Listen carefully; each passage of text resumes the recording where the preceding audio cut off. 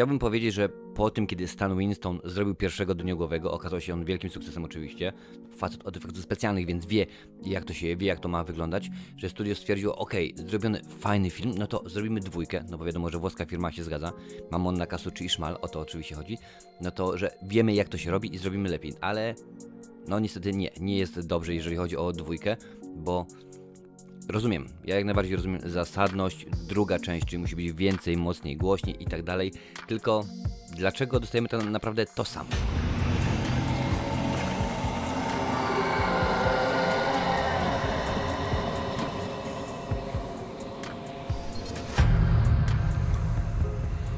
No, o tym ciężko pomyśleć, ciężko cokolwiek rzeczywiście wymyśleć w tym aspekcie, ale Dyniogłowy 2 to jest dokładnie to samo. Fabułę tylko tak zarysuję, że tak powiem. Mamy grupkę nastolatków, wiesz, browar, zioło i tak dalej, te klimaty. Jednego mamy lidera, który jest debilem, kompletnym debilem. Dany to jest taki tuman, że naprawdę jemu dać za zadanie 2 dodać 2, to jemu wyjdzie 83. Nie wiem jakby on to dodał, nie wiem jak mu to wyszło, ale tak by rzeczywiście zrobił. No i oczywiście mamy naszą wiedźmę, mamy tego dyniogłowego. No i co to się może nie udać? Wszystko się może nie udać, bo od tego zacznę, że może mamy sztampę, no to sztampa, powiedzieć, że tutaj w tym filmie jest sztampa, że to są klisze, no to w tym samym momencie to już jest klisza, bo te tępe dzieciaki, ja rozumiem, ktoś mi zaraz powie, skruch, ale co ty się czepiasz, to są lata 80., 90., wtedy to już było niestety znane, bo pamiętaj, że już, że tak powiem, z głównego nurtu był oczywiście Freddy Krueger, pierwszy koszmar to jest 84 rok, był Michael Myers, był Jason, był Leatherface, więc te wszystkie rzeczy już były przerobione, więc to nie była żadna nowość, ale dostajemy te tępe dzieciaki, które w żaden sposób się, no, do niczego nie nadają, chciałbym powiedzieć, bo konsekwencji żadnych, pomyślunku żadnego. Ja wiem, że to jest oczywiście horror i to jest druga część, i to jest Dyniogłowy, gdzie nie było budżetu 500 milionów dolarów, tylko kilkaset tysięcy dolarów i rzeczywiście to nie wyglądało dobrze, ale kiedy otrzymujemy kontynuację, no wtedy jeszcze, że tak powiem, chciałem powiedzieć, nie były aż tak skomercjalizowane, chociaż kontynuacja z założenia jest oczywiście komercyjna, założenie taka ma być, no ale to nie było tak jak w tym momencie, że mamy nacisk, że każdy niemalże film może się kończyć możliwością nakręcenia drugiej części, aż strach się bać, co by było, gdyby Steven Spielberg dzisiaj kręcił listę Schindlera. Więc rzeczywiście może tak było, ale te filmy raczej miały trafiać na rynek wideo. No nie czarujmy się, bo pierwszy Dyniogłowy rzeczywiście w kinach, a później to już było różnie, nawet będą filmy telewizyjne, oczywiście powiem, ale fabuła jest nudna, jest banalna. To jest slasher i chcemy widzieć, żeby się lała krew, żeby tutaj się działo, zresztą widzisz na zwiastunie nawet coś się dzieje, no ale przynajmniej, żeby była taka malutka drobinka jakiejś tam sensownej, logicznej fabuły, może byłoby to rzeczywiście dobre, wskazane, ciekawe. No ale niestety nie tym razem. Wtórność jest. No to jest po prostu dokładnie to samo. Niby troszeczkę więcej się dowiadujemy odnośnie Dyniogłowego, no ale nie jest aż tego rzeczywiście tak dużo, żeby powiedzieć, ale fajnie, to uniwersum rozrosło się, bo wiesz, tutaj Predator dostaje nowe bronie, to nowe... Nie, no tutaj po prostu nie ma nic, co by rzeczywiście jakoś sensownie się zgadzało. O, jest jedna rzecz, która mi się rzeczywiście podoba. Pojawia się z Księga Ciemności, Księga Cieni, dokładnie ta z Martwego Zła Sama Raimiego, więc mniej więcej to jest fajny ukłon w stronę rzeczywiście fanów horroru. Czy było to celowe? No na pewno było to celowe, no bo Necronomicon, tak się nazywało. No nie można pewnie tego użyć bez pozwolenia, bez praw.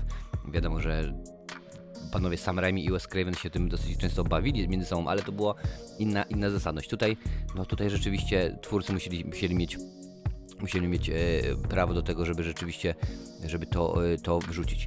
Co mnie w ogóle zaskakuje, no bo w jednej z głównych ról pojawia się Andrew Robinson, można go kojarzyć rzeczywiście chociażby z pierwszego Hellraisera, to jest ten dupek, który występuje w filmie Cobra z Sylwestrem Stallone i tak dalej, kilka rzeczywiście takich ról jest, no i pojawia się, ale jest jedna scena, o której on opowiada i no, jak ratuje Tomiego, więcej nie powiem, obejrzysz, będziesz wiedzieć dokładnie o co chodzi, ale żebyśmy zapamiętali, żebyśmy zapamiętali o co chodzi, to jest, najpierw on to mówi, potem ktoś to przypomina, potem znowuż ktoś to przypomina i na koniec jeszcze jedna osoba mówi, ale pamiętasz jak szeryf uratował tego Tomiego, to był równy koleś. To jest tak wszystko patologicznie wyłożone na zasadzie, że wiesz, oni coś się dzieje, powiedzmy widzieliśmy w tym momencie, że dzieciaki uciekały na przykład i po drodze potrąciły jaskółkę, co nie? No to w tym momencie jest kolejna osoba i tak jakby nam czyta, wiesz co, ale te dzieciaki, one wcześniej uciekały z domu pana Cravena i jechały do domu pana Carpentera i one po drodze potrąciły jaskółkę. Czy myślisz, że to może mieć wpływ na to, co tutaj się dzieje? No masakrycznie traktują nas jak debili i to jest druga część, to jest Dyniogłowy, to nie jest film wyszukany, to nie ma być nie wiadomo co, tutaj nie jest zagadka najważniejsza, mimo że jest zagadka, którą widać na dzień dobry z 5 kilometrów i to tylko i wyłącznie, jeżeli nie założysz okularów, bo jak założysz okulary albo weźmiesz lornetkę do ręki, to widzisz to z 2 centymetrów. Naprawdę jest bardzo źle w tym aspekcie, fabularnie ten film totalnie nie dojeżdża, no troszeczkę, że było. Jeżeli chodzi o efekty specjalne, tutaj miałem wysokie oczekiwania, ponieważ Stan Winston, jak już mówiłem wcześniej, facet odpowiedzialny za stworzenie Predatora, Obcego, Terminatora i tak dalej, jeszcze Harry Hendersonowi i 5000 innych super fajnych postaci, postawił wysoko poprzeczkę.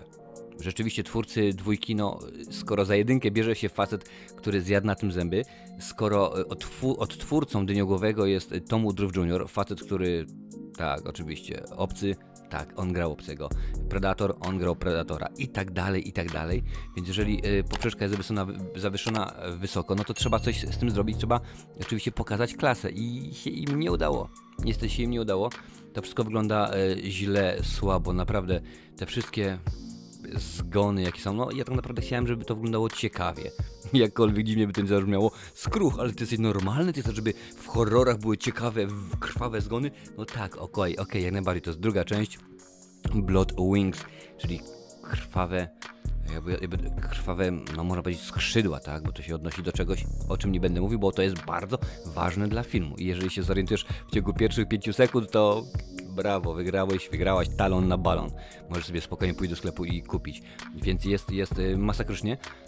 Mam jedną zagwozdkę, jedną wielką, wiedzę, ale jedna wielka zagwozdka mnie męczy co do tego filmu. O co chodzi z muzyką? Już nie to, że ona jest niedopasowana. Ona totalnie jest niedopasowana. Totalnie nie mam pojęcia, jak to się... Jest po prostu za głośno i w ogóle tutaj jak ktoś mówi... Dziwnie to jest zrobione, no nie pasuje, muzyka nie pasuje do scen, nawet nie tylko same piosenki, ale muzyka, tło, ścieżka dźwiękowa, original soundtrack, więc to nie wygra, a na dodatek co 3,5 sekundy ktoś stwierdza, że zmieniamy piosenkę. Wiesz, to jest na takiej zasadzie, że koleś okazuje się, że dostał na Spotify'u darmowe 3 miesiące i kurczę, mam dostęp do 1000 piosenek, to ja je wszystkie wrzucę do tego filmu, ale jak to zrobić, przecież to nie będzie miało sensu. A kogo to obchodzi normalnie? Film się sprzeda i tak to rzeczywiście wygląda. Zastanawiałem się po raz wtóry. Po co? Why, Leo, why? For money. Jak powiedział Leo Benhacker wiele lat temu. I to mnie bardzo razi, że rzeczywiście twórcy tak szybko postanowili nas totalnie olać, mieć nas głęboko w dupie i stwierdzili, no stary, nie. Ty masz to oglądać. W ogóle film, nie może alternatywna rzeczywistość to niekoniecznie, ale w tym momencie ten film odrzuca to, co było w jedynce. Nikt nie mówi o postaci Lensa Henriksena, o Ed Crowley, o nim nikt nic nie mówi, nikt nic nie wie. Również ten film nie jest wspominany, fabuła, akcja tego nie jest wspominana w kolejnych częściach, więc tak na dobrą sprawę można powiedzieć, to jest inne miasto. Załóżmy. Ta sama czarownica, ta sama lokalizacja, ale inne miasto. Jak to ubierzesz? No nie mam pojęcia jak to ubierzesz.